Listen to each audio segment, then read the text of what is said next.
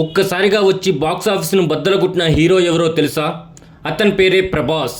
2024లో కల్కి 2898 ADతో 1000 కోట్ల క్లబ్లోకి దూసుకెళ్లిన ప్రభాస్ 2025లో మాత్రం ఒక్క సినిమా కూడా రిలీజ్ చేయలేదు. అభిమానులను ఆశగా ఎదురుచూస్తూ ఏం జరుగుతుందని ప్రశ్నించుకుంటూ ఉన్నారు. ప్రభాస్ చెప్పిన మాట మీలో ఎవరికైనా గుర్తుందా? నాకైతే బాగా గుర్తుంది. ఏడాదికి 2 సినిమాలు ఇవ్వాలని నేను చూస్తున్నాను. కానీ 2025లో మాత్రం ఆ మాట నెరవేరలేదు. అయితే ఒక చిన్న గెస్ట్ రోల్తో కన్నప్ప సినిమాలో కనిపించి ఫ్యాన్స్కి ఒక చిన్న ఊరట ఇచ్చాడు మన ప్రభాస్ అన్న. అంతేకాదు 2026లో ప్రభాస్ మాత్రం రెచ్చిపోతాడు. మారుతి దర్శకత్వంలో వస్తున్న రాజాసాబ్ ఇది ప్రభాస్ కెరియర్లోనే మొదటి హర్రర్ కామెడీ మూవీగా నిలుస్తుంది. ఇది సంక్రాంతికి థియేటర్లో వస్తుంది.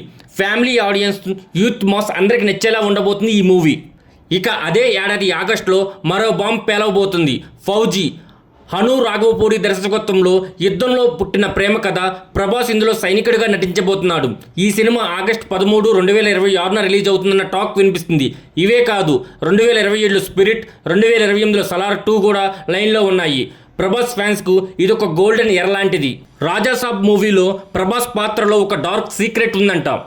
ఫౌజీలో ఆయన ప్రేమ కథ ఒక విషాదంగా మారుతుందంట. ఇవి నిజమా? లీక్ అయిన స్క్రిప్ట్ నిజమేనా? ప్రభాస్ 2026లో ఒకే ఏడాదిలో 2 సినిమాలు బ్లాక్ బస్టర్ ఇవ్వగలడా? ఇది తెలుసుకోవాలంటే 2026 సంక్రాంతి నుంచి ఆగస్టు వరకు వెయిట్ చేయాల్సిందే. మీలో ఎంతమంది ప్రభాస్ ఫ్యాన్స్ ఈ సినిమాల కోసం ఈగర్గా వెయిట్ చేస్తున్నారో కింద కామెంట్ సెక్షన్లో కామెంట్ చేయండి.